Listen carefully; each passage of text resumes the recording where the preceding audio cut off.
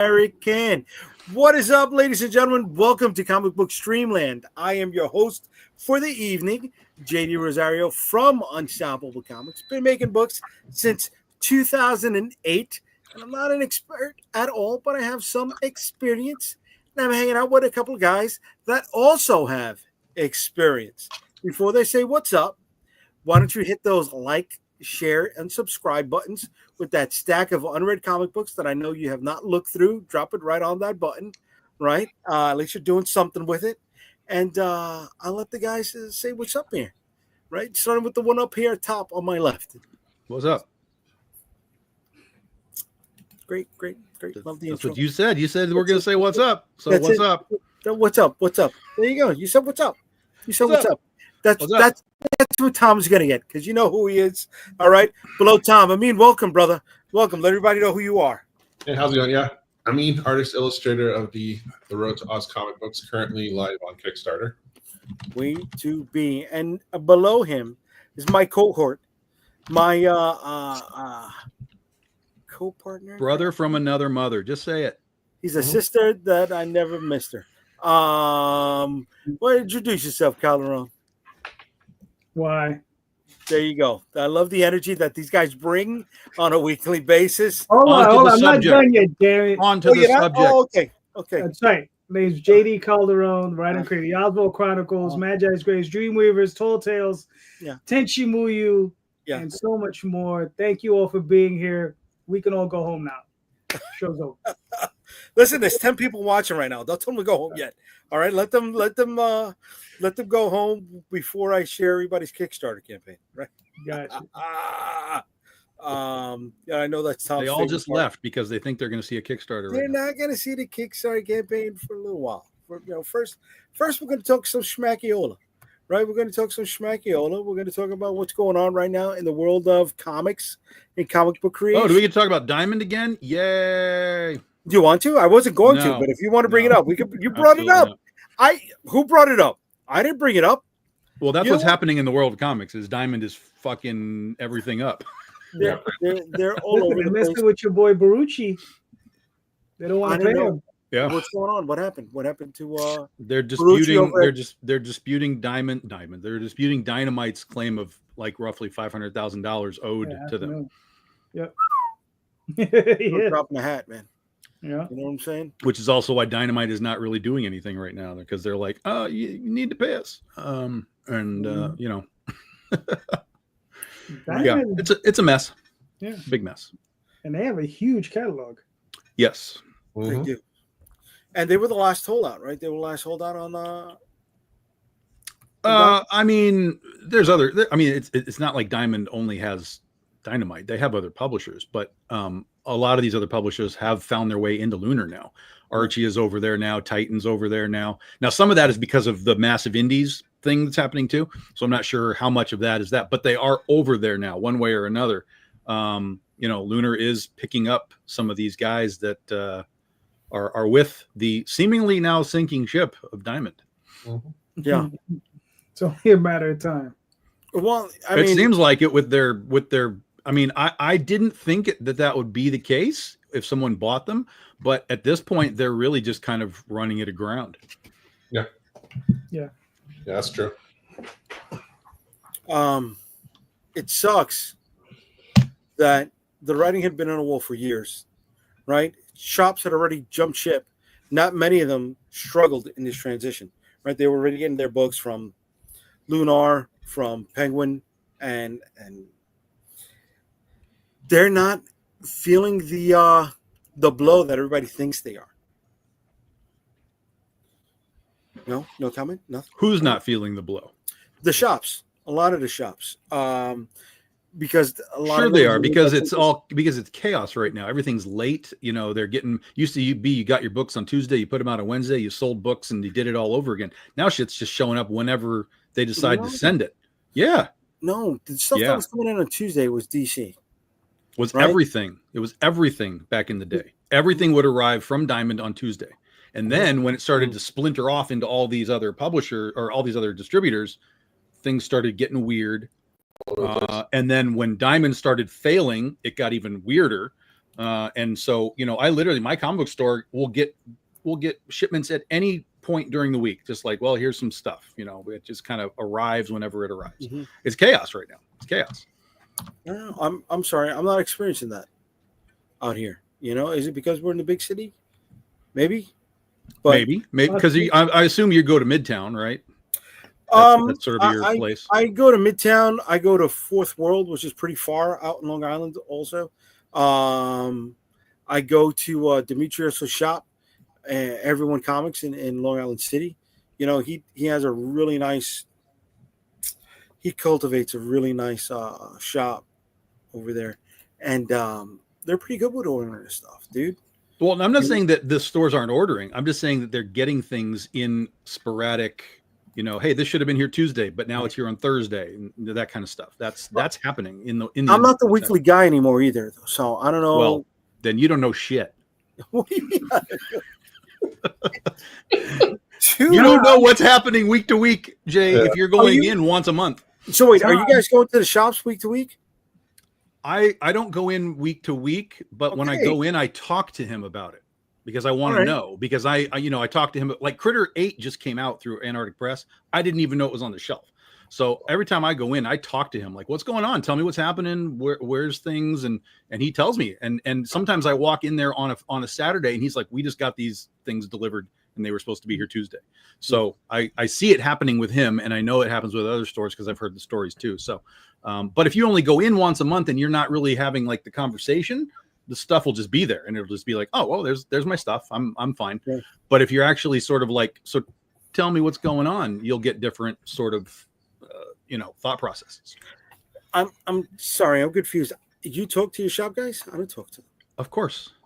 You guys talk to your shop guys?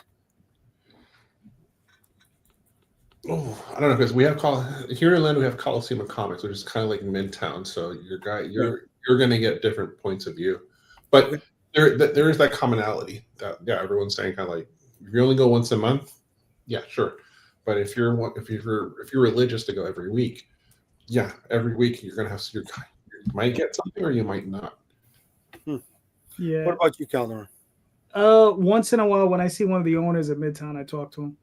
Okay. So it depends on who's there. But when I was younger and I was going every week, I did talk to just about every store owner I whose shop I went into, because I spent money, and they knew that. Every week I was going in, I was spending money, bro. You got to remember, I worked in a bodega, so there was cash was available. So I would go in and and they treated me well, and it was all right. Yeah.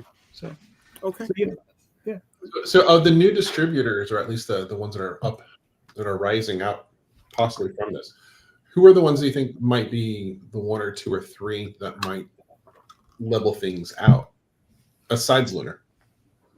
Oh, none. They're all gonna collapse. Like, listen, what's happening right now with all these new distributors? Listen, I've been here before. I've watched this happen. I've seen it happen. So you're gonna have some upstarts. You're gonna have some people that are gonna pop in.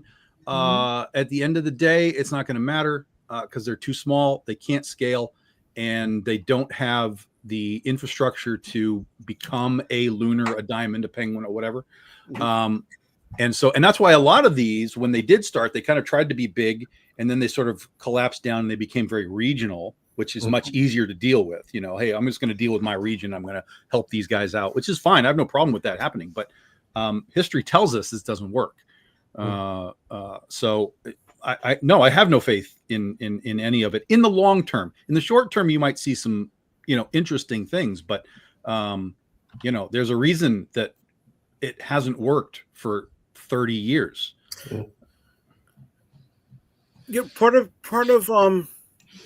the sale of Diamond to Universal was because Universal had wanted to come down into the States for years already, right? Mm-hmm. And it's been coming out that they had been negotiating with Diamond as far back as last August to buy them before the whole bankruptcy hearings.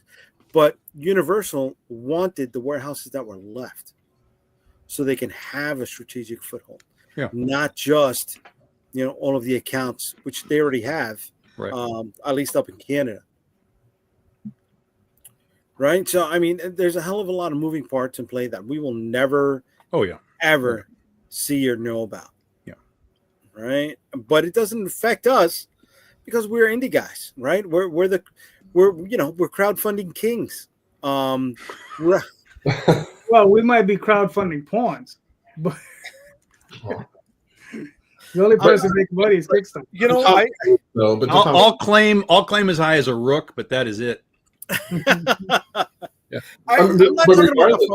Regardless, though, I mean, to Tom's point, sure, we may be indie, but if our goal is to kind of get to a point where we can actually be able to a more larger reach, but if there is not any sort of distribution network in place that is, I guess, shall I say, decent or tolerable, then let's say the next image may not have even a chance unless it has some sort of really massive capital to kind of build its own infrastructure. But no one really outside of tech is willing to kind of really put that sort of money into it, because there's your ROI is very, very minimal, if any at all. I'm going to still be that guy right now. We've seen companies come in with millions of dollars into the comic book space and fail.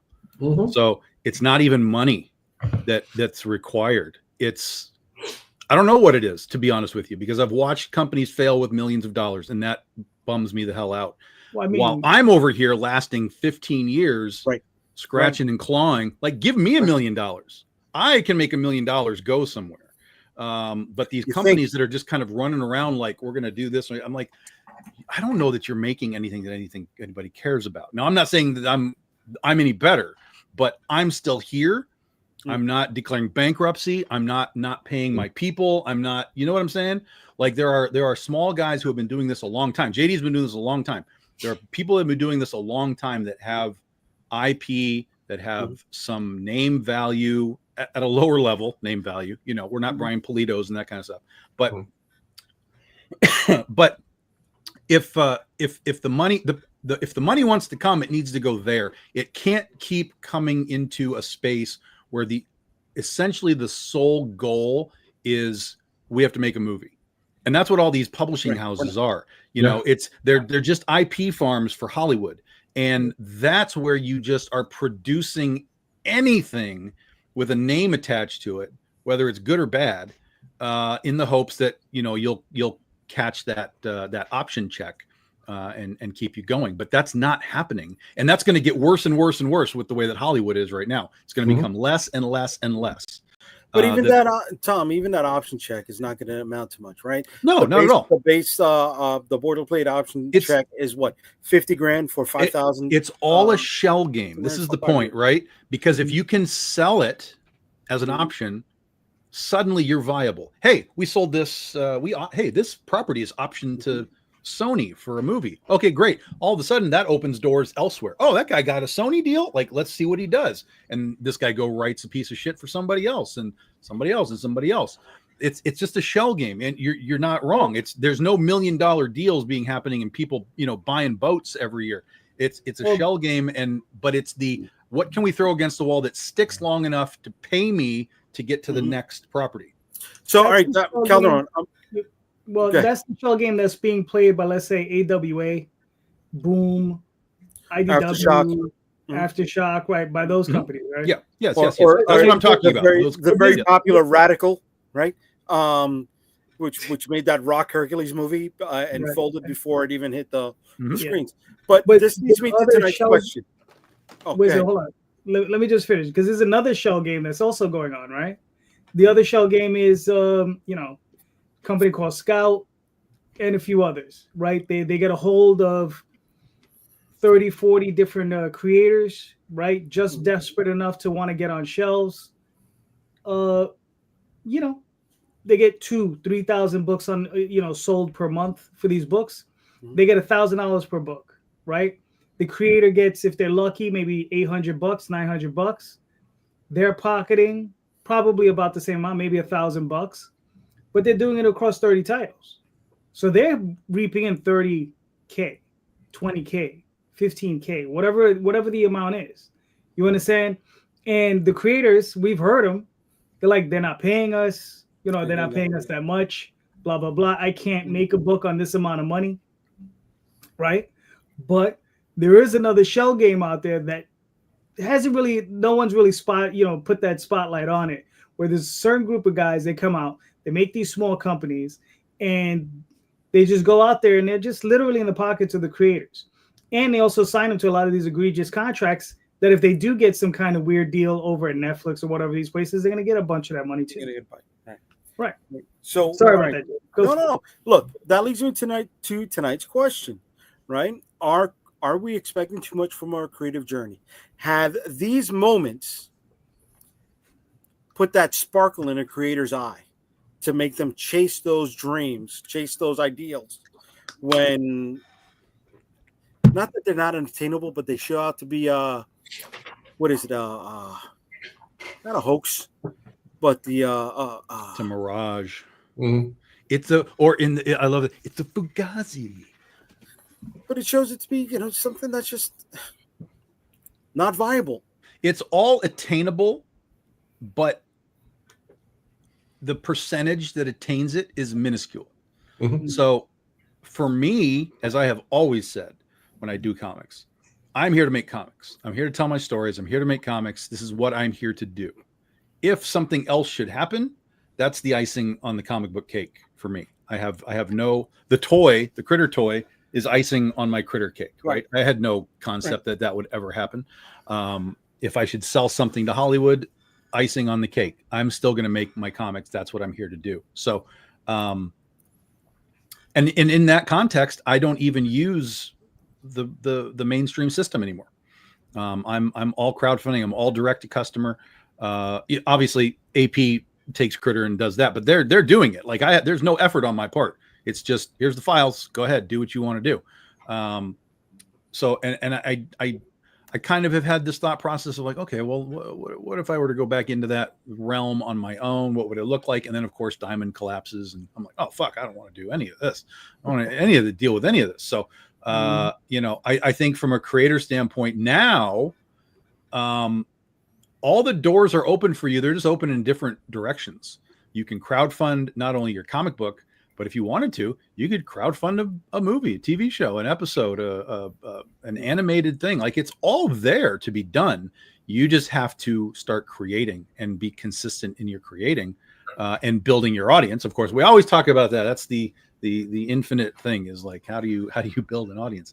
And part of it is just do it. Just keep going. You have to keep going because as soon as you stop, those audience members that were following you will be like, well, I mean, I guess there's other things I can do. And you're kind of almost back to square one. So square one. Yeah. So go ahead. I mean, let me hear you. That's well said. That's true. I with my mentor, I had a long conversation with him, and I asked him, okay, so compared to what things were when you started in the 80s, 70s, where do you see the future right now? And he's like, crowdfunding, Kickstarter. That's the future of comics. Couple into that sort, especially on the creator standpoint, for those that are like, I want to work for the big two or something like that. And something that's been said for a very long time is the toll that has taken, and we're seeing that. Let's say a lot of these creators having to do GoFundMe, for health reasons when they technically should be covered because of these grand properties that are making millions, if not billions of dollars, and yet all of them, the majority of them, can't. They have pennies to the dollar compared to what these IPs have created in terms of wealth. I think that also has been a factor for a lot of people to want to be more independent, have something of theirs in control, and just to create their stories. Those that want this whole, I'm going to create this, it's going to be a Hollywood movie, this and that. It's a lot of it reminds me of sort of like the 80s glam rock versus when like grunge kicked in. Kind of everyone, the four guys that can play anything of sort of music. The music, the companies would create this big marketing machine behind it. Once they moved on to the next thing, they just left everybody behind, and then that got affected too. Mm-hmm. And we've sort of seen that, but I think we're also seeing it where people have been like, I've heard many other artists quit, not because of certain things, but they just said, look, I just saw what happened with this guy. He's been doing this for 30 years and he's struggling. I don't want to do that. I don't want to be in my 50s and be like, shit, that's it. You don't want to, you may love Wally Wood, but nobody wants to end up like Wally Wood. That's the scary thing. I would have traded, almost anything to have been Wally Wood in his prime. Yeah. Right? In his prime, sure. But the way he ended, right, is what we're talking about. Right. That's the thing. That's the carrot. Right? That's the carrot that's dangling in front of a lot of people. It's kind of like, ooh, here's this thing you can be. There's the other side that you have to consider. When everyone's young, everyone's like, yeah, I can do it. I'll put in the hours and I'll create these great ideas, blah, blah. I mean, we used to remember those Levi's commercials with Liefeld and be like, yeah, I created this character and I created that character. But he's like that 1 in a million sort of thing. Everybody else did that. I mean, Calderon has had people on his podcast that have proudly shouted, "Oh, I figured it out. I'm going to be making $15,000 to $20,000 per campaign. I'm going to be doing this forever." And these are guys that right now are not making $3,000 or $5,000 on these same campaigns. Yeah. Right. Yeah. I mean, and they were proudly beating their chest. Yeah. And I think going back to what Tom had said, and even if you go with the music with grunge itself, we're going back to the core of what you're doing. Back then it was like, I just want to do music. I don't care about all this money and this and that, blah, blah, blah. It's nice, but my whole thing is to create music. So in this case, most of us, if we're able to have sort of a stable financial background, I'm doing comics. I love it. I do it. I don't mind putting in the hours. I'm not expecting them to make tons and millions of dollars or being on a Levi's commercial or anything like that. Yes, if it happened, that would be great, but that's not my end goal. My end goal is just to get these stories out in the best way that I can while I'm still here and while I have the opportunities to do so, but not to want to fall into that the typical scenario, which is very sad.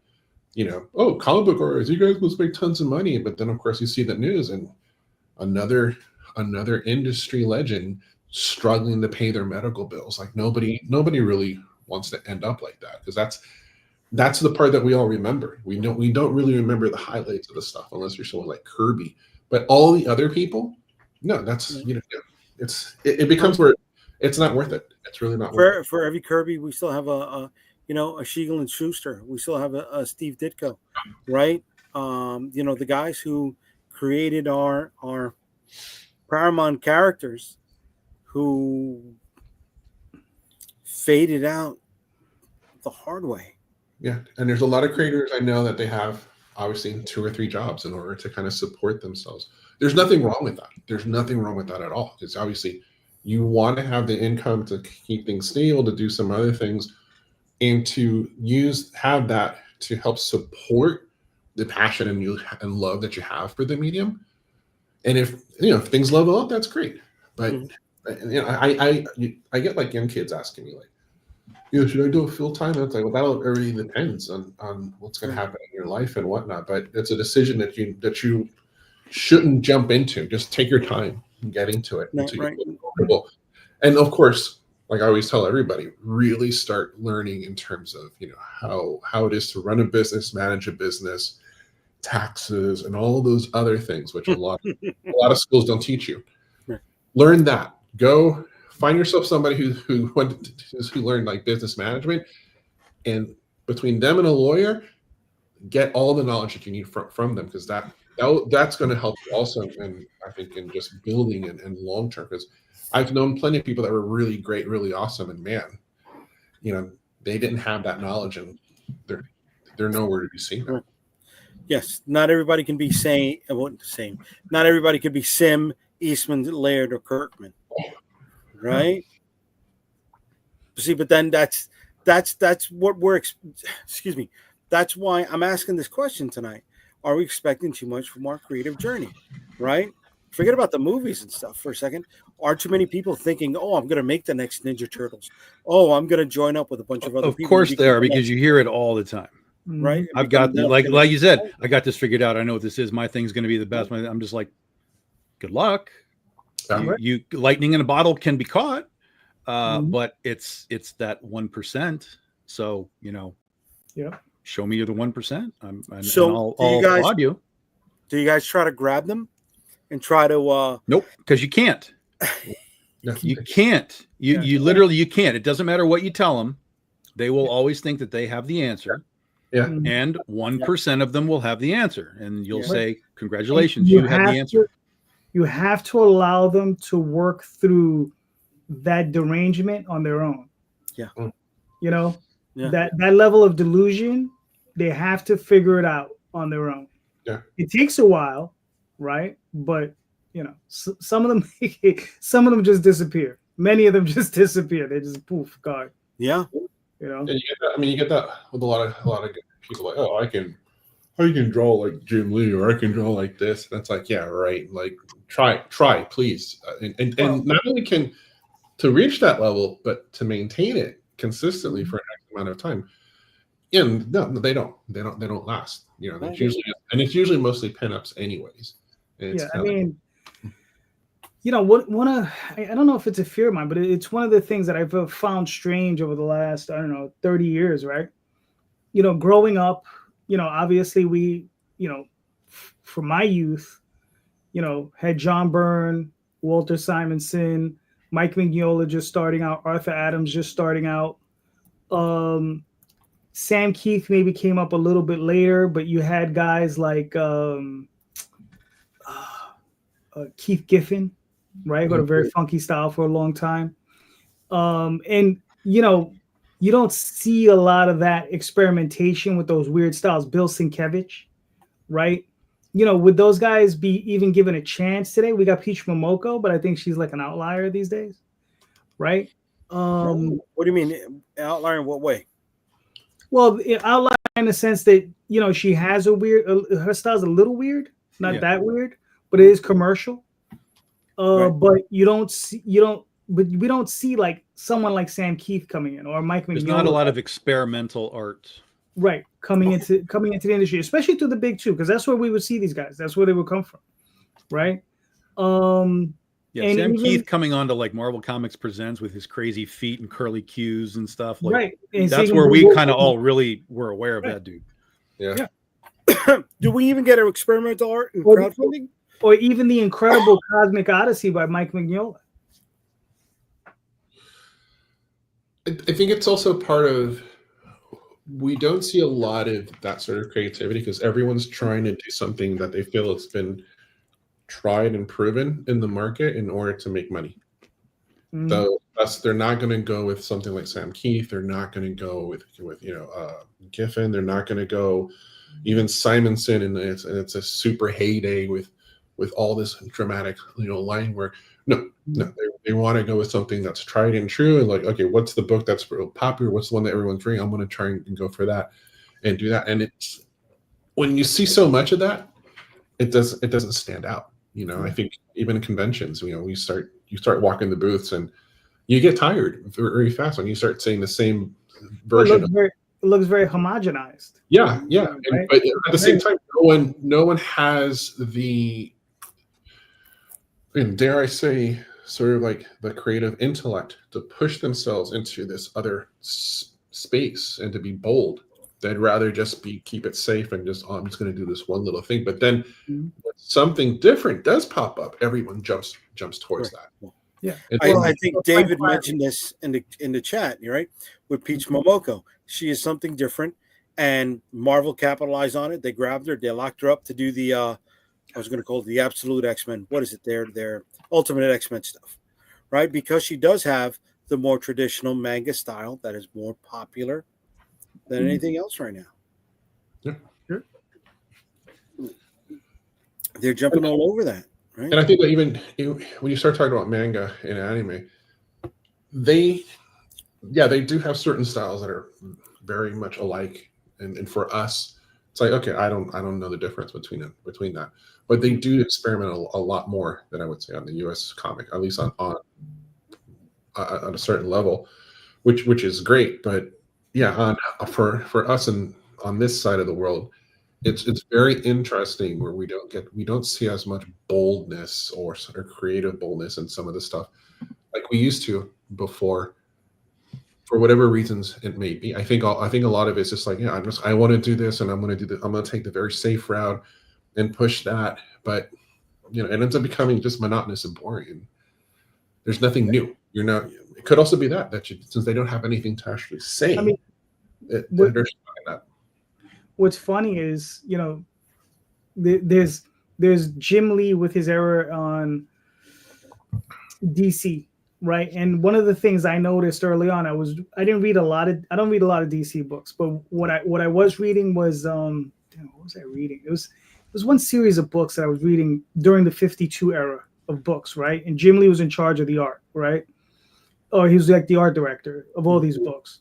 And the one thing I found fascinating and unsettling was that I would get the trades, because that's how I buy them. I don't buy single issues. I buy a trade, and I could read the issues, and all of the artwork looked good, but very much the same, and they were illustrated by different people.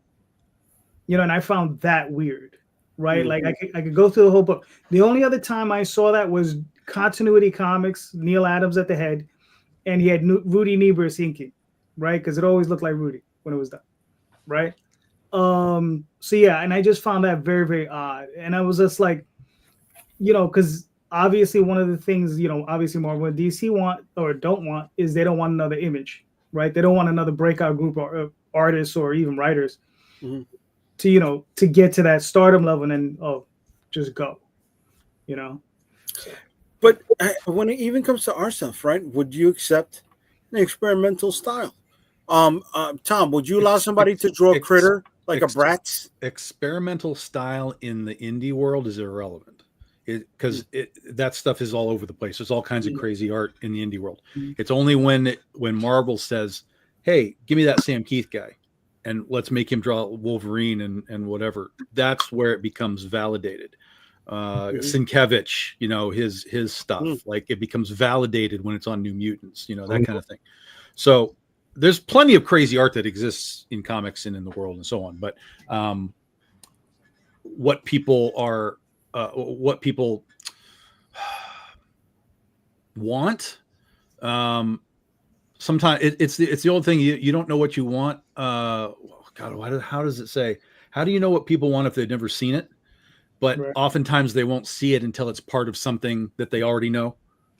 Mm-hmm. Put a weird artist on. You won't know what you want until you have it. Right. Yeah. But if you so in other words, if Bill Sienkiewicz was doing a book for me, people would be like, all right, whatever. But then if he suddenly got moved on to the X-Men, people would be like, oh crap, look at what's happening on the X-Men. Like that's a crazy stuff on the X-Men. But it would be like, well, I found him. Like, why aren't you, coming to my book? Because they don't know what my book is, but they understand the X-Men, and then you've got Sienkiewicz attached to it. Hey, listen. So we're the minor leagues. We're the minor. I mean, we are the minor Dragon leagues. Force, Dale Keown forever. Dale Keown, yeah. Dale Keown, yeah. Right. All right. So what about like when an art style brings a new light to a book? So I want to say something like the Skybound Transformers thing, right? You've got Jorge Medina. The which one? Daniel Warren Johnson. Right, but now it's Jorge Medina. But he has a similar style to Daniel Warren Johnson, where it looked like it was a very used, beat up universe, right? As opposed to the nice, shiny, gleaming. Was it IDW? No, it was that had the Transformer license. IDW, yeah. It was IDW, right? Where it was nice and bright and sharp.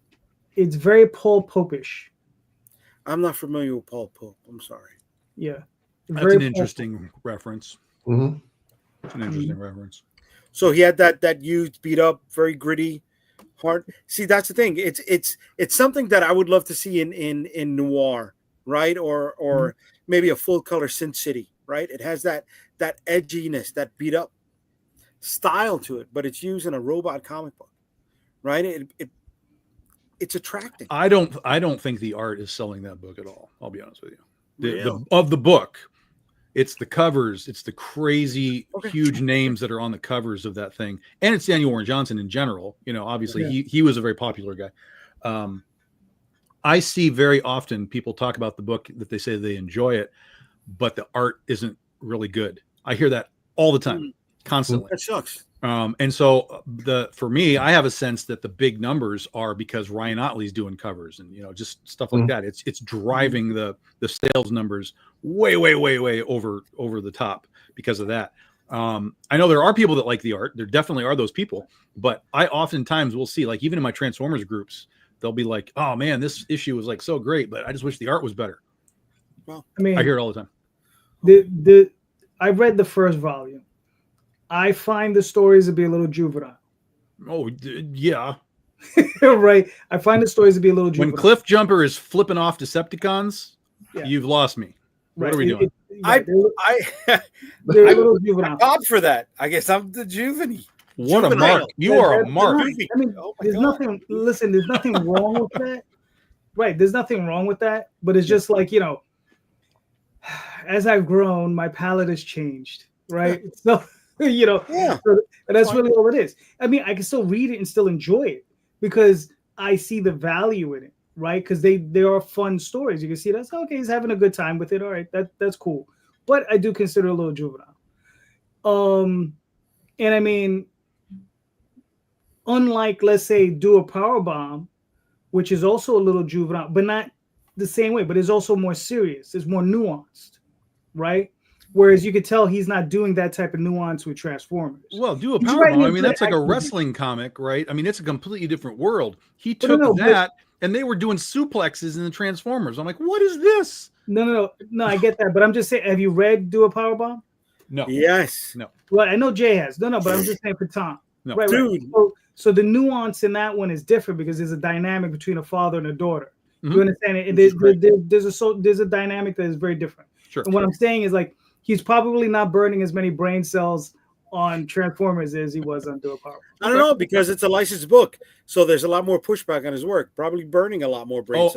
I don't believe that there is any pushback on his work because Cliff Jumper is flipping off Decepticons. Yeah. I don't think Hasbro cares at this point. I mean, look, I think he's having fun doing the book because I totally agree. Yes. Yeah, I just think he's having fun. He's like, fuck it, I can do whatever I want, and that's what he's doing. Which is the best way to do that type of work. It's fair. Yeah. It's very fair. Dude, I mean, people are asking for the most recent rendition of Megatron, but Laserbeak on his shoulder and cables coming out of his eyes. People want that. And I'm like, that's fucking great. That's awesome. But Do a Powerbomb never should have worked, right? It's a wrestling comic that takes place on an intergalactic space station and brings heaven and hell into the equation, and you're like, what? Right? And heaven and hell. Listen, let me clue everybody in on a little bit. Heaven and hell sells books. Angels and devils and demons and shit and crosses and that stuff sells books, man. And so it sells books. People lose their mind over that kind of stuff. Just the iconography of it. People like drive right in. It's sort of like with Coffin Comics. Dude just put skulls on everything, and people are like, oh my god, the skulls, man, like the skulls. Like it's the iconography of all of it, and that's why the Transformers works is the iconography, because they're now Tetrising it. So spoiler alert, Optimus Prime has like Megatron's arm on him, all right? Crap like that. They're playing with the iconography and giving in a way that I don't give two shits about, because I can just see that it doesn't mean anything to me. But I understand why people kind of vibe onto it, because they're seeing things. It's sort of like when they did Death Metal, right, or whatever it was called for DC, the Metal universe, where they were like now it's the Batman who laughs and shit like that. Like it's the iconography of the IP that they're playing with, and so you're getting kind of a new, dynamic with the Transformers that we really have never seen before, because nothing that he's doing has been done in the past, and I give him credit in that regard. It's just that it's not that's it. They think they're being edgy. This is it. Somebody in the early days of the thing, somebody did a review that said this feels like a 13-year-old edgelord was given the chance to write Transformers, and I was like, that's 100% accurate. And I lost it. I lost it after 3 issues, and I was done. And then I think it was issue 4 that had Cliff Jumper flipping him off, and I was like, oh yeah, I chose right. But again, I understand the iconography. I understand the nostalgia of it, and I also understand the value of dudes like Ryan Otley drawing covers for this type of an IP, which will, because the covers have been great. Like I will tell you, all the variant covers and stuff are like wild and crazy and big names and super cool. And that's kind of the world we live in, is like we want all those. Look at the Battle Beast thing that they just put out. Right? I was just gonna ask all those you. fucking covers, crazy covers, big gigantic names, 400,000 units. Like it's almost like people are like they don't understand how the industry works. Like Kirkman's showing you how it works. Like use the names, put them in the right place, make a cool book, even if it's moderately cool, and you're going to be fine. You'll be able to do this. But all right, so let's talk about... it's unfortunate because as easy as that sounds, it's also sort of what I have called sort of the diminishing returns of comics, because if you don't have those elements, you can't sell the book at those numbers. That's really the disappointment, right? Like, so take Transformers, take Battle Beast, put 2 covers on it. Are you selling 400,000 units? No.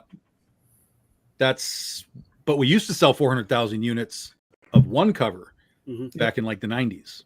So that's kind of where it's like, where really are we as an industry?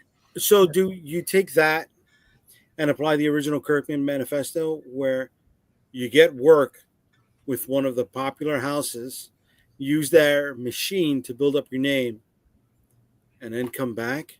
Well, sure, but that still doesn't guarantee anything, right? There's been plenty of people that have done that and haven't sold 400,000 units of a book. They've had success, but not like, crazy over the top success like that.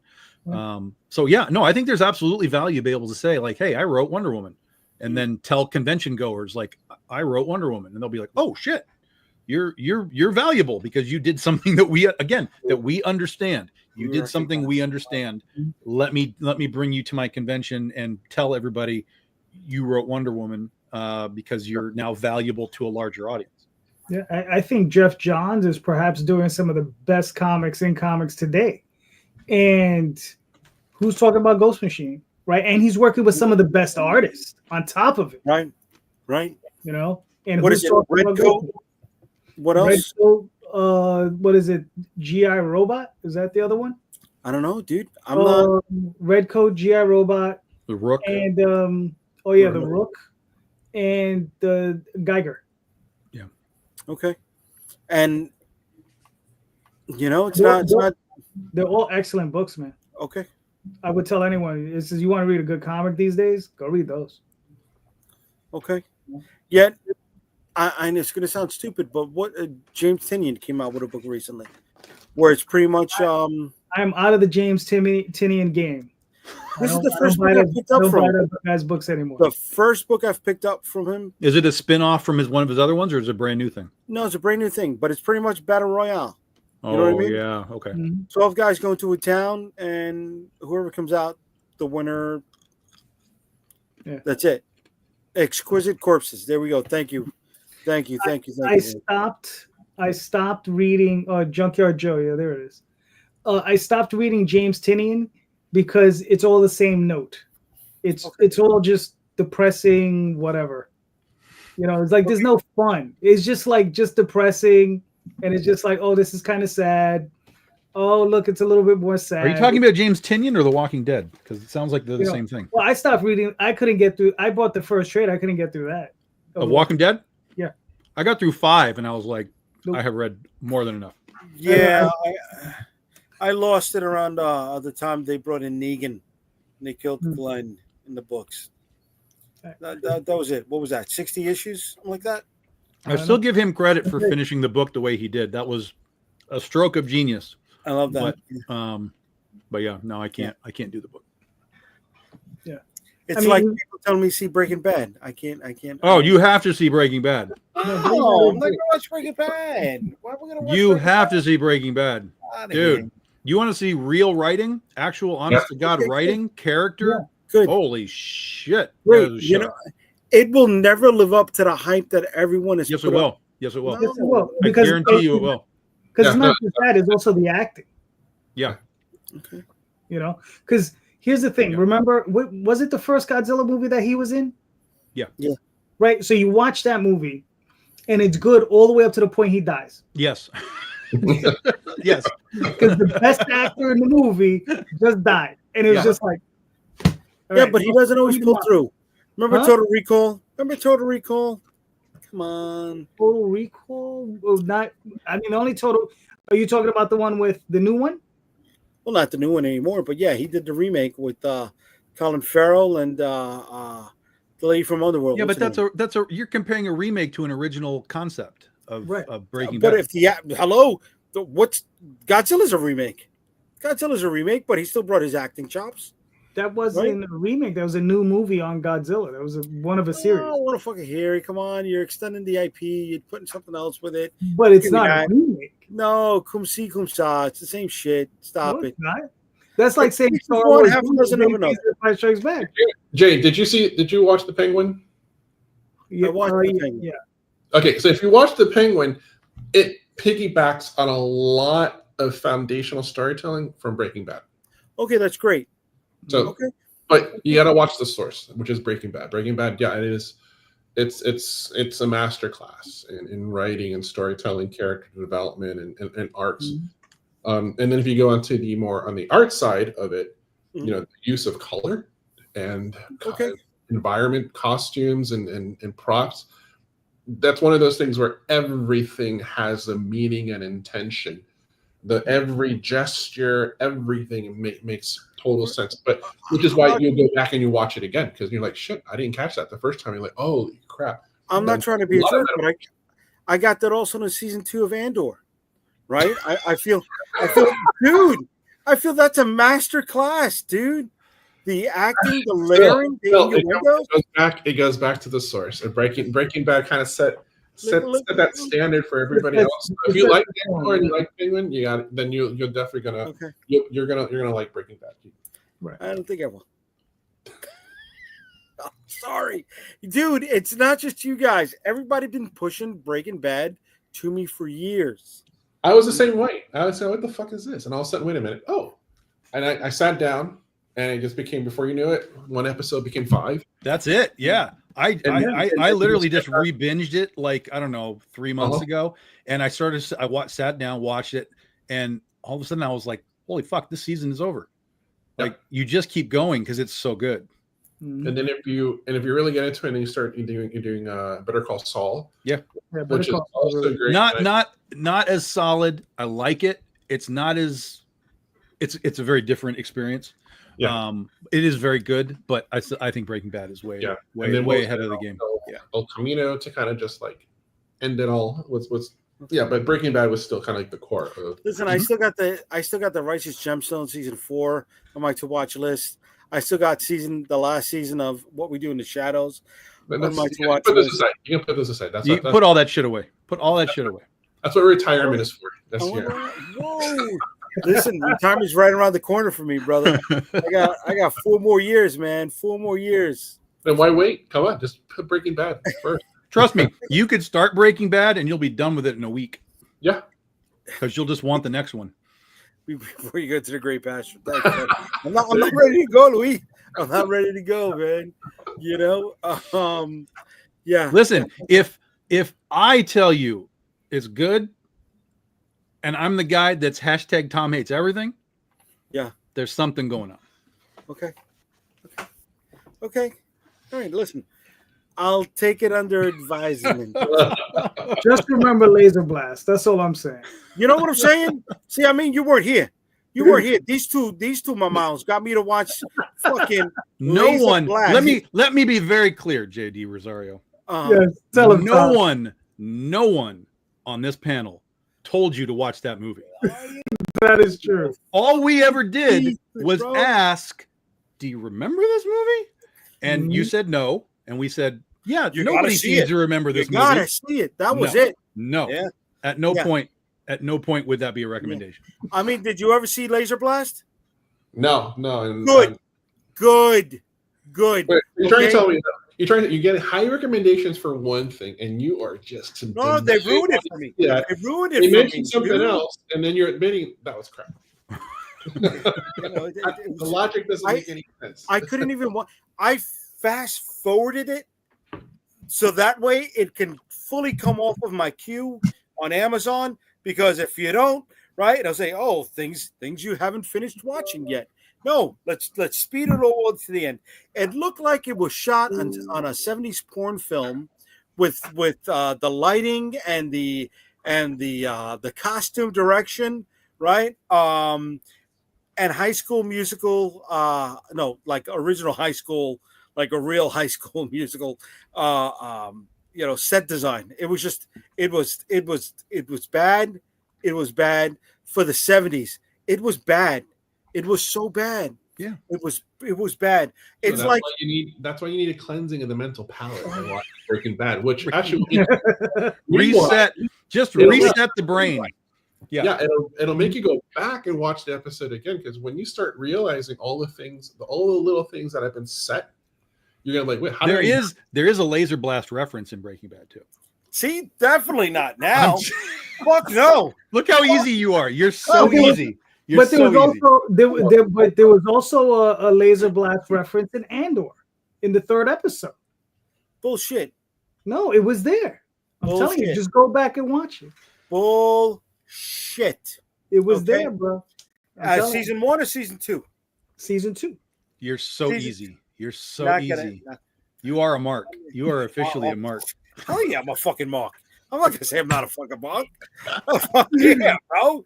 Bro, if you got a tree and you say you're selling it in Brooklyn, chances are I'd try to raise the fucking money to pick it up. All right, that's me, dude. I had a friend for 2 weeks looking for an episode of Scooby-Doo that I told him a specific character was in. He was like, "No fucking way." I'm like, "Serious?" And I told him, and for 2 weeks he spent trying to find that damn episode. In which season? That's what I'm saying. I'm a Scooby-Doo Mark. I'm a Scooby-Doo Mark. I got the first 2 seasons box set. I got the original one, and then I got the one we had the. Do you have the one with when they were with what is it? The 2 guys from the 2 brothers, Supernatural. No, because it was on Supernatural. Yeah, it wasn't on Scooby-Doo. It was on Supernatural. Okay. Yeah. No. That new shit didn't work for me. The 70s and the 80s stuff, yeah. I got the Hanna-Barbera box set right there. Come on. Now, if you ask me, Davy Jones from the Monkees, yeah, I got it. That was on replay all the fucking time. Right? So if we get you Breaking Bad on VHS, will you watch it? VHS. Wow. I'll get you a beta copy. Wow, Betamax. Holy shit. Am I going to flip to WHT and find the whole series there on Friday nights also? Shit. I miss WHT. I really miss WHT. They can't. They would always replay. What was it? Band of the Hand. What? Oh, come on. Band of the Hand. It was an early Michael Mann film he took the 5 kids. It was pre 21 Jump Street. He took the 5 kids out of juvie, and he had them fight. Sent them to band camp. No, it had what was the woman that was the hot chick, the first hot chick that was with Jim Carrey. What's her name? What is happening right now? Seriously, like what are you talking about? We are everywhere right now, dude. Band of the Hand. Band of the Hand. I just think you just have a fascination with masturbation. I mean, I'm like, Band of the Hand. What are you talking about? No, are you kidding me? Is that rubber bands on your hand? Is that what it does? See, now I got to validate myself right now. Hold on a second. Sounds like one of those questionable titles that was in that specific section in the old video store. Wow, in the corner, behind the curtain. Yeah. Oh my God, you guys are so fucked up right now. Band of the Hand. Spoken by the person. It sounds like a porn movie. It certainly sounds more like a porn movie than Laser Blast. Yeah. Here we go. Band of the Hand, bro. You guys are really fucking you're hurting me tonight. You see, Michael? Thank you, Michael. Thank you, William. Look at this. Here we go. See, you know what? Fuck you guys. I'm going to bring Michael on from now on. Here we go. Michael knows what I'm talking about. We're here, Michael. All right, Band of the Hand. I remember it's not that great. That's right. It wasn't that great, but I still liked it. Lauren Holly. Thank you, William. William grew up with me. He knows. All right. Fucking here we go. It was on HBO forever. Damn fucking right. Rada, my man. Yes, there he goes. Someone knows what's going on. No, I haven't sold Galactus yet, Justin. But here we go. Band of the Hand. IMDb, you're getting the fucking plug tonight. 1986. See, Luis remembers. Band of the... God damn it. What the fuck is going on? Okay. Band of the Hand. You see, the Spanish guy from Batteries Not Included, that he passed away. If this dude doesn't get eaten by an alligator, I'm going to be upset. He doesn't. You see Leon, who was in the Madonna video, Like a Prayer. I don't know who that kid is. Oh my God, that is the 80s for sure. 100%. Yep. Look at that jacket and that shirt. That is Miami Vice. Yep. Holy God. I'm going to cosplay that. That's amazing. Here we go. There we How go. is it that we're showcasing this and we're not showcasing Breaking Bad? This is I know, right? Because this is so much better. If you guys watch this, I'll watch Breaking Here Bad. we go. I just watched a cop throw 5 kids into the swamp. I'm not enthralled yet. Yeah. The scary thing is, I think they're playing the whole fucking movie on IMDb. That's commercial break. Oh, it's the trailer. Okay, that was the fucking trailer. I like the guy's jacket. I I'm sorry. It wasn't directed by Michael Mann. It was Paul Michael Glazer. I apologize. Band of the fucking Hand. Look at this, man. Look at this. Oh, Stephen Lang was in it. Get the fuck out of here. Holy shit. All right. I'm going to watch it now. I'm all over it. Oh, no, we'll watch that, but we're not going to do Breaking Bad. Lawrence Fishburne was in it. James Remar, Mr. Ajax himself. Oh, my God. I don't remember any of this. Jay's creaming his pants over this 80s Yeah, nostalgia, man. Fuck yeah. Fuck yeah. Shit. You guys made me watch fucking Laser Blast. You can watch Band of the Hand. No, I don't think Give me so. that. Give me that. I could watch the Al Bundy version, 5 Across the Eyes. That's about all I could watch. Al Bundy, 5 Across the Eyes. I don't know what that was. You don't know 5 Across the Eyes, and we're watching Band of the Hand right now? You need to go watch Married with Children. You need to watch Breaking Bad. Like you gotta recycle your stuff here. 5 Across the Hand. I got no room for fucking this other thing. What was it called? Breaking Bad. Yeah, I got no room for it. All right. Here we go. Lawrence Fishburne is in it. Yes, we brought that up. Didn't Dylan have a song Band of the Hand? I don't know if he did. Maybe. I remember Lawrence Fishburne showing up at one point and was like, "What the fuck is going on?" Probably. That's like this show. What the fuck is going on? Holy shit! Was that Jay's the cop? If I could bring out that '80s mustache that was just trim like that you need the comb, I'd be all over it, bro. I just get the it was like Lord of the Flies, but in the Everglades. No, because they became like 21 Jump Street. They were undercover and shit like that. In the Everglades? Yeah, in the Everglades. This was 21 Jump Street in the Everglades. Okay. But it preceded 21 Jump Street. This was a movie where the people were actually needing a job. Yes. It was trash. Are you kidding me? It was fucking good. It was better than Laser Blast. Hold on. Remind Basura. There you go. Oh yeah. I got your Basura. This is worse. This is worse. What is going on? Band in the Hand. I was all over it. See, DVD maybe. Yes. My wife is. See, I got one defender here tonight. One defender. Okay. Yeah. No. You know what? I think I may go for the Blu-ray if they got it, and it'll sit right up there with my Megaforce. Blu-ray. Jesus Christ. That doesn't exist on Blu-ray, nor will it ever exist on Blu-ray. Why not? Because no one's going to spend the money to put that shit on Blu-ray. Because there's only one person on the planet who's going to buy it. Yeah, me. I'm with Tom. I got to watch the Breaking Bad. You'll be like, we've already established you're the mark. Yes. There you go. I'm the mark, but I'm a mark who won't watch Breaking Bad. That's fine. Nobody ever said you had good taste. There we go. Get the Laserdisc full 80s. Full I'm with you on that, bro. Beta, I don't know, man, because Already cracked that joke, Justin. Catch up. Yeah. Hey, Mog, what you doing? You have to watch Bandit Hand. Imagine the worst Miami Vice episode, but starring Teen characters. You're not selling it, Michael. You're not selling it. Yeah, that's not doing it any That's not doing it good. But all right, look, it was the 80s. They were doing a lot of coke. They got it off the ground, right? They got it off the fucking ground. But when it comes back to everything that we're talking about tonight, what were we talking about? We're going back to depressing show. Oh, okay. So let's go back to beating up on me. So all right then, Band of the Hand. Now this is what sells it. This is what sells it. All right.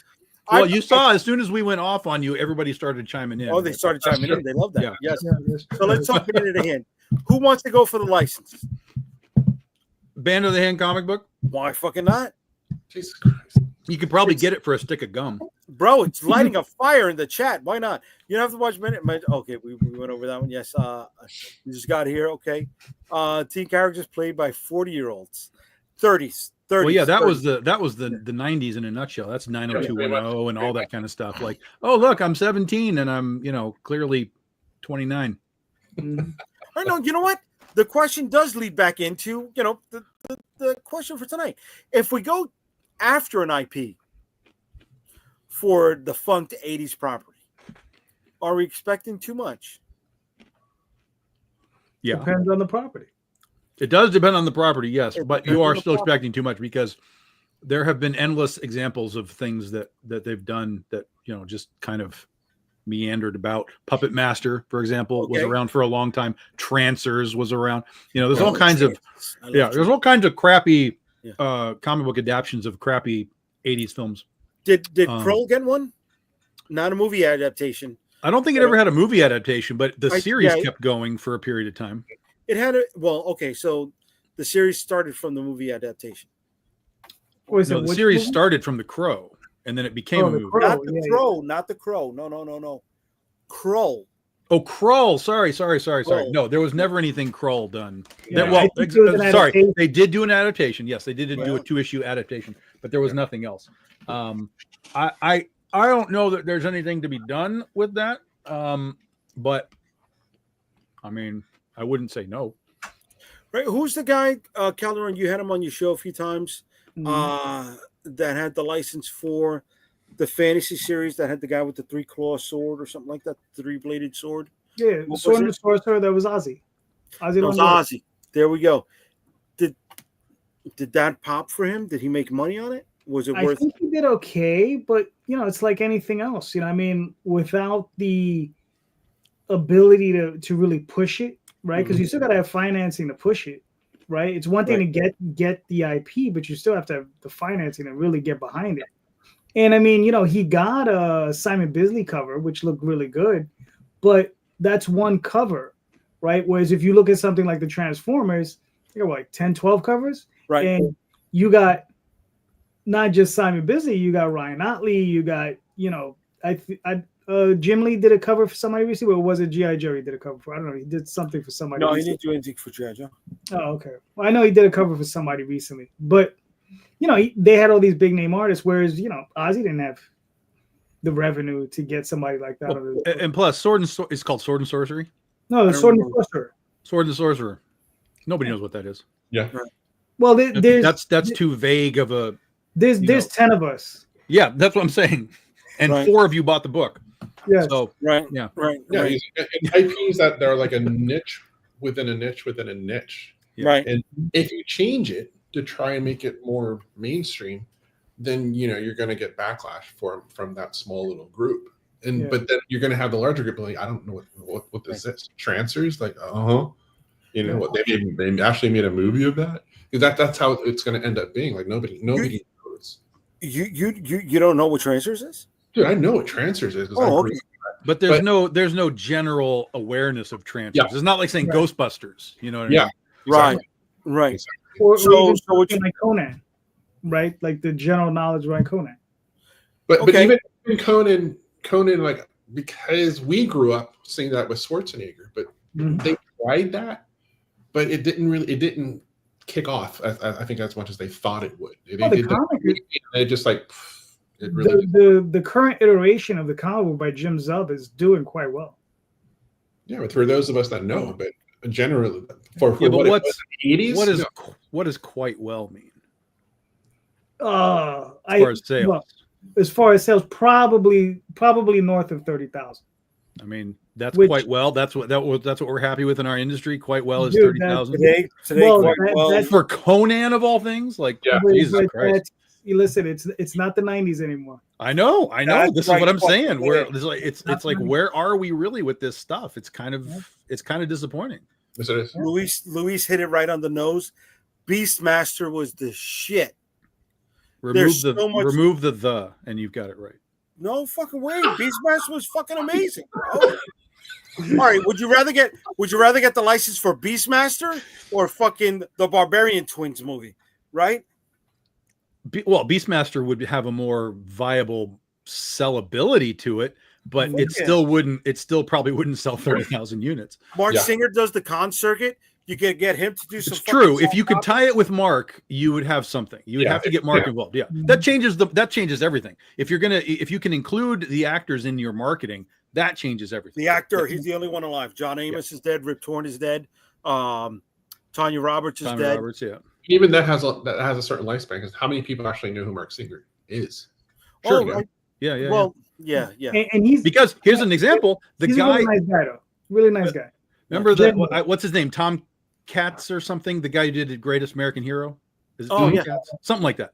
He tried to revitalize that property with comics and other stuff, and he couldn't do it. Yeah. So it like I said, it can change your marketing. It guarantees nothing. Yeah, and we go back again to like those one things that become these hits, because we're talking about all these things in the 80s, and then we talk about Knight Rider. Knight Rider, people still remember that. Yeah, they may have never seen any of those shows, but yeah, you show them the car, there's a good chance they know what that is. You talk about Airwolf, maybe. Yeah, let's go to something like Blue Thunder, like another helicopter movie. Blue Thunder, deep cut, love it. Yeah, baby. You have all these IPs that we grew up with, and we're familiar with it. Probably thanks to HBO for the most part. But that doesn't exist anymore. It's the same thing as most of us where we were growing up, or even in our late teens or 20s and 30s, where late night television kind of gave you that sort of thing. That doesn't exist anymore. Right. You don't hear people watching TV late at night and coming across these really obscure shows or whatnot, or movies, and being like, holy crap, what was that? We don't have that anymore. It's like whatever is on YouTube and whatever can get popularity and eyes and views, that's it. These obscure things, they're becoming even more and more and more obscure as time goes by. And yeah, I mean, even that we mentioned, I'm sure a lot of people are now Googling it, like, what the hell are these guys talking about? Like, there's well, no, they wouldn't, because they watch our stuff, and I'm a little upset that you didn't complete the helicopter trifecta and not mention Riptide. Really upset at that. Let me tie in. You see. The dinky helicopter that doesn't compare with the other two. Yeah, I remember that. Fuck you. But hold on, let me chime in, because Daphne kills it right here. We will not commit to Breaking Bad. Damn right we won't, baby. Deshaun, what's up? Yo. DC Cab. We can get Mr. T to tie in on this. But Daphne. No, it would still crap out. He had his own comic book. It lasted 3 issues. Yep. This is what we want to see right now. The Hardcastle and McCormick graphic novel. I'm fucking all over it, with the guy who was not Brian Dennehy. What's his name? But he was like Brian Dennehy. And the other guy who was the father from It's Not a Tumor, Kindergarten Cop. Here's the thing. A lot of these things maybe have potential, but you need great artwork, you need great stories, but that still doesn't guarantee anything. Yeah. Big Trouble Little China, which a lot of people are aware of because of Kurt Russell, he's still alive, yada yada yada, blah blah blah. They did comics and stuff for that. That didn't really go anywhere. Yeah. Yeah. It was out there, but it didn't go anywhere. So none of this guarantees that you're gonna. They've also done what? I Dream of Jeannie. Yeah. The Honeymooners. It's Stargate SG-1. Highlander. Highlander. Highlander comics. Highlander. Yeah. Highlander. Yeah. And in fact, Dynamite did like Charlie's Angels, Bionic Woman, $6 Million Man, all mid success at best, At best, Yes, but those are the ones that would have been purchased by stores. right? And if we go back to the Kirkman Manifesto, it's just increasing the visibility of your name. Oh, certainly. I'm not saying that there's no value in doing it. We were just talking about getting IP and what could you do with it. And yeah, if you wanted to say like, okay, I got the Charlie's Angels IP and I made a comic book, and you could tell people I wrote Charlie's Angels, that there's value in that, certainly. But if you're going to have to spend $50,000 on a license, and then still have to make a comic and do all that, it's not easy to do that kind of stuff. Yeah, but is it $50,000 on a license? Well, the licenses will be variable depending on whether people give a damn about what you're trying to do with it. I did the Kolchak comic book. I did Buckaroo Banzai, which is supposed to be the prequel to the movie. Outside of those that were familiar with those properties, no one bats an eye. They don't give it. They're like, huh? They'll react to maybe seeing the artwork that I have, or the book if I have it there at the table, and they look at, oh, that's great, you did that. Oh, Buckaroo Banzai. My dad or my grandfather talked about that movie, but there's no real sort of big re-interest to resurge these properties into something to bring it back to life or get it to the same standard, let's say, as Ghostbusters, for example. It's not there. I'll tell you right now, I have a Chopping Mall story. But would anyone care? Yeah.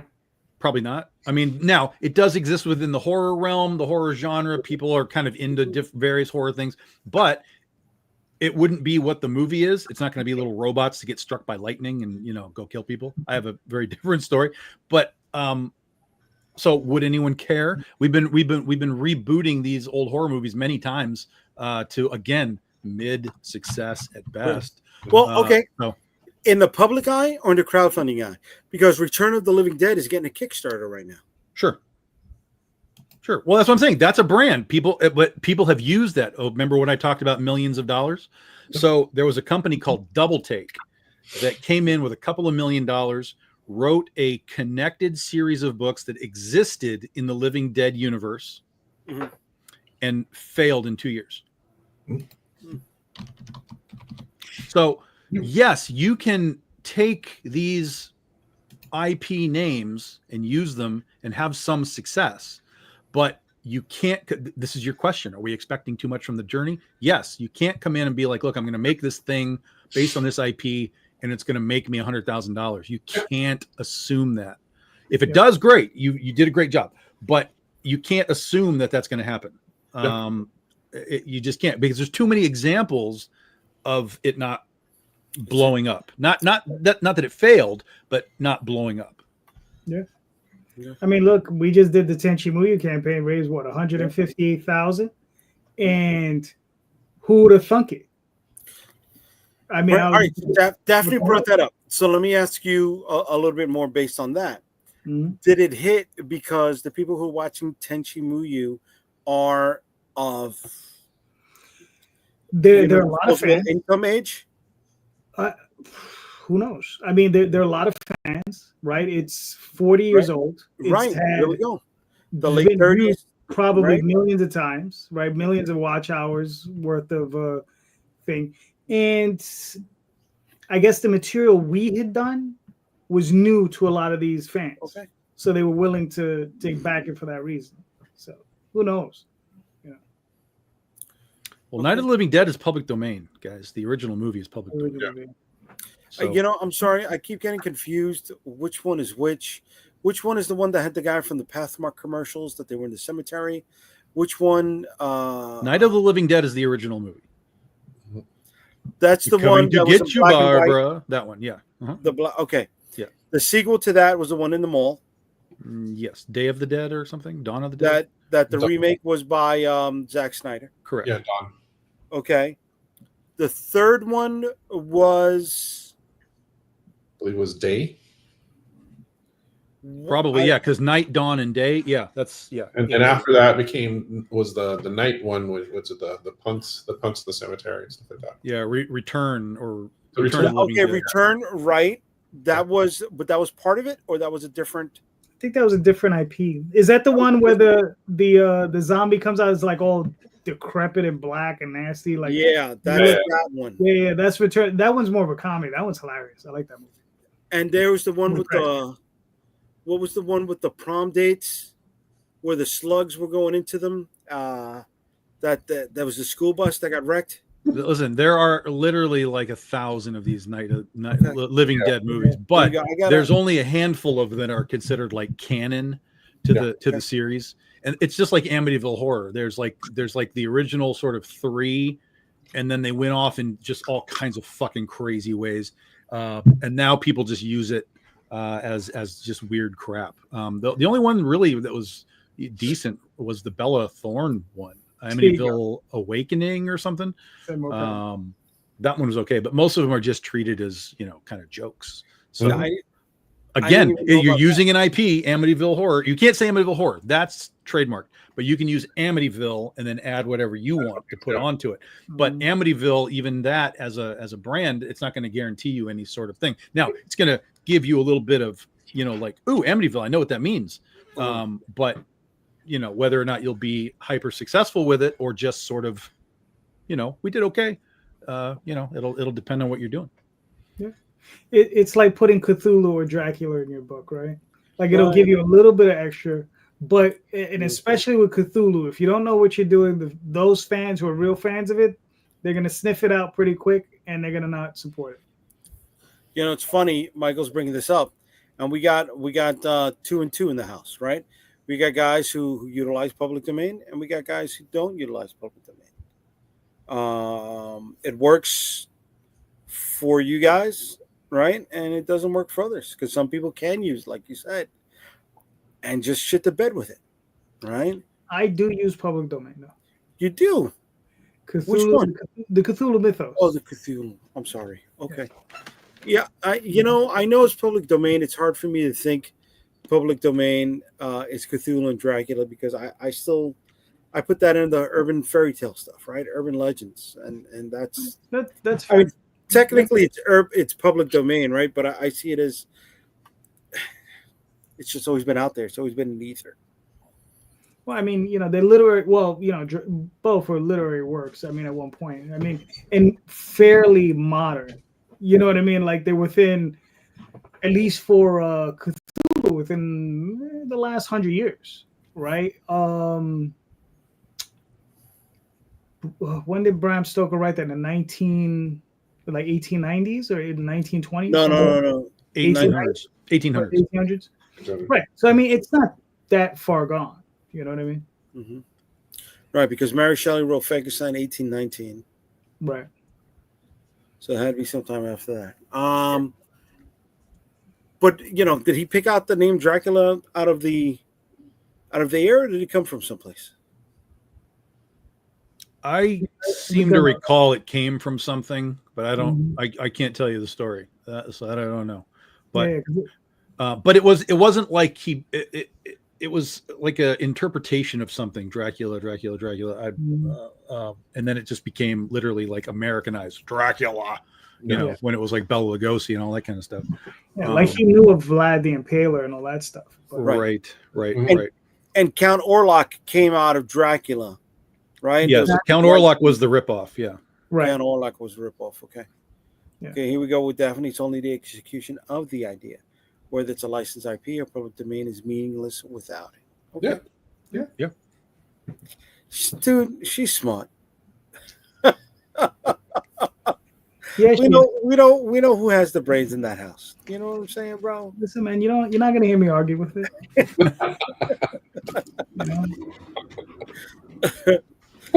But whatchamacallit, it's again, it comes back to tonight's question, right? Are we expecting too much? You even brought it up, Tom. Right? How far can we go, and how far did we want to go with this stuff? How far can you go? It's endless. The doors are open. Yeah. But it takes work, it takes effort, it takes luck, it takes understanding, it takes know-how, it takes a lot of things to become the 1% that ends up in Hollywood or wherever your goal is. But luck is a big part of it. Talent and skill and all that is great. Doesn't mean anything. You still have to execute, you still have to produce, you still have to be in the right place at the right time for somebody in Hollywood to say, I want to talk to you. So don't take that as like a slam or anything, but just make what you're making, be consistent in what you're making, put yourself in positions to be seen, a la Comic Cons and things like that. And perfect example, Oztravaganza, the Oz show this weekend. I was at a dinner table with an award-winning movie director, the granddaughter of Judy Garland, the great-granddaughter of L. Frank Baum, a Tony Award-winning Broadway composer, and on at a single table. And I was there talking with all of these people, making connections within that community, not just with the Oz community, but then within all of their own little community bubbles, and so on and so on and so on. So you never know when you can be in those types of positions and be able to leverage those relationships, for things down the line. Yep. I hope that works out for you, dude. You know what I mean? I hope something comes out of it. It would have been nice to see if somebody else had made it to Ozfest. Maybe he can shoot out there next year, right? After his book gets funded. We're going to show it quick. We're not going to play the video. We don't do videos, but we're going to show what he's got over here, right? To the page. The video's over. I got to redo the video. All right, but I mean, you got 20 years to go. You got 75 backers, right? You need about another $1,000 to go till you fund it, right? So you're almost there. You look like you're going to hit. This is the second part of your series, right? You've been working on it for the better part of a few months. The book itself, or just this? The book itself, the second part. Yeah, like last month and a half, I've been doing the inking and I have the coloring and lettering. Okay. Kind of done. So you launched before it was 100%, but you'll have it done within a few. Yeah, usually with the first campaign, I kind of did the same thing. Okay. And since I make it long enough, it allows me to kind of show more behind the scenes stuff. Okay. But I also keep myself on a pretty good schedule, so it's not like, that's one thing I did never want to do on a Kickstarter, is kind of like work on it and all of a sudden this long time passes before you actually get anything. So I keep myself on a tight schedule. Once it's launched, I lock everything in terms of my schedule of delivering everything on time and keeping and all the updates and whatnot, because I want to make sure people see that it's being worked on. Everything's being built, so it's literally almost like you're getting it fresh out of the metaphorical oven. And this is all you, writing all the way down to lettering. Yeah, writing, penciling, inking, the coloring. I have 2 colorists right now working in tandem. Oh, look at that! You're wearing your Puerto Rico Comic Con badge. Very nice. Yeah, it's where I do. I have a pretty good fan base there. Very nice, brother. Thanks. Very nice. So this should be ready before you hit New York Comic Con, but Puerto Rico Comic Con next year. On it by per my scheduling, I should have all 4 done by the time I do Puerto Rico Comic Con. Very nice, bro. Yeah, 2025 is my production year, and then 2026, since I'll have everything out, that's when I'll be hitting all the conventions, as many conventions as I possibly can. Loving that. All right. So for anybody who's interested, the link is in the comments. So shoot on over and give Amin a backing. Right. Besides Amin, we also have 2 days left on Calderon's book. Magi's Grace. Yeah. Give us a quick. Oh, you're funded. You got 74 backers. Nice. You got 67 hours to go. All right, you got a bunch of different covers here from who's this over here? That's Art Voyager. Voyager, right? That's from C. Michael Lanning, the series artist, and my partner on the deal. This is by Champe Ramirez. All right, C. Michael Lanning again. This I got a feeling that this has a lot higher margins on earning margins on his book than you have there. I mean, quite possibly. I don't know. Right, then we got Lena Dye's cover down here, right? I know she's pretty popular in the crowdfunding scene. Very cool. LC Freitas. Oh. Douglas Apreciado Manzini out of Brazil. Nice. Anya, or Aya Yanya, I can never pronounce her name. And these are some of the interior pages. Very nice. It's by C. Michael Lanning and colored by Champe Ramirez. Colored by Champe. All right, where you be, brother? And this is part 2 of the series? It's issue 2. And this is a catch-up campaign. So we already had one campaign with this same book. This is the second one with a few more covers on it. So this is for people who missed the first one, so you get a second chance at it. All right, way to be, brother. And you added new copies for the second chance, yeah? I mean, excuse me, new covers. New covers, yes. So the Art Voyage is a new cover, Choppy is a new cover, and C. Michael Lanning did a new cover as well. So. Okay. Way to be, brother. So for anybody interested in that, the link is in the comments. Go jump on that bad boy. All right. And finally, we got something that I got coming up. Don't know when we're going to be launching it, but we're getting ready for it. And if you are going to be in Augusta, Georgia for Joe Fest next weekend, checking me out, I'll be out there with these bad boys. These prototypes are going to be rocking and rolling. You can see them firsthand. We will have the full color prototypes there. We will also have 3D printed blanks. So we'll be doing on-site articulation tests. All right. And we got the pre-launch page going on right now. You can catch a video of another articulation test. And then here's the turnaround for the figures. There's no official launch date, but as soon as I come up with that, I will let everybody know. Probably gonna do issue number 6 of Interceptor before we launch this, so be ready for that. That's almost complete. I hope you guys don't hear the fire engines going on in the background over here. It's New York. But what you call it? Hopefully that's done and ready to go in a few days.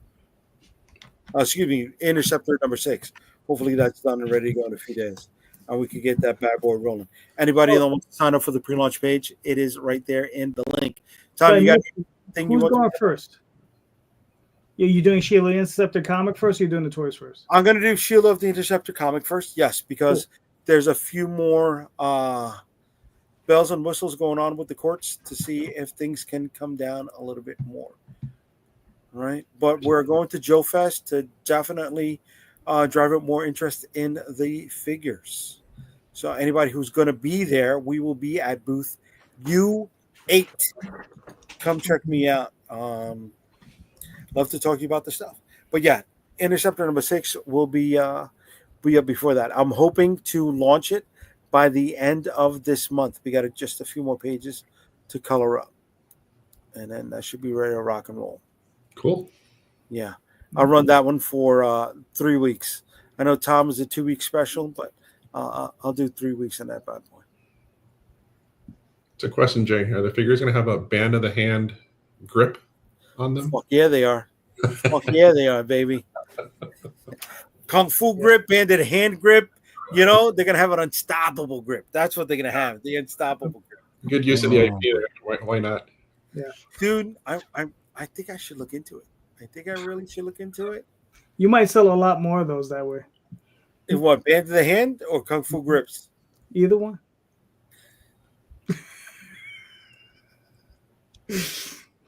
William gets me. William gets me. 5 across the eyes. That's right. There you go. William understands. Yeah, William's the fucking best. 5 William, across the eyes. William, I hope you can make it to New York Comic Con this year, kid. So where are you guys going to be next? I think I shouted out that I'll be in Augusta, Georgia next weekend. You got any shows coming up? Let me see. I'll be roaming around SuperCon in Miami. I am going to be on a panel at San Diego. I'm going to be there for like a few days, so I'll be roaming around as well. I do have a table at Tampa Bay Comic Con, so you can look me up. I'm at Art or Yolo Road Studios, and then then I think from then whatever pops up that I might do, but at least securely, most of my stuff is going to be for 2026. Very cool, man. And where else can they reach you if they don't see you at the convention, bro? Yeah, you can reach me on Instagram at AAMAT. You can also look up The Road to Oz Comic on Facebook and hit up the Facebook page there as well. Way to be, brother.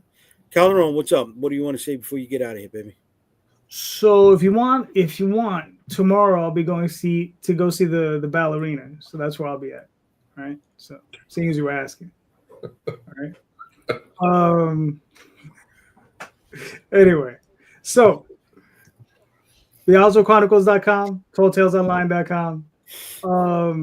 Currently on Kickstarter, Magi's Grace, theoswaldchronicles.com, dropping on Kickstarter on Monday, and this Sunday night with Mr. Rosario, we'll be back doing the Sunday show. You'll be back. Oh, I can't do that. I don't want to get tagged. All right. There we go. Tom, where can they find you, kid? Did Tom freeze on us? Did I lose Tom? I think he lost Tom. Holy shit. There's a first for everything, ladies and gentlemen. This is it. Look at this. Take a screenshot right now.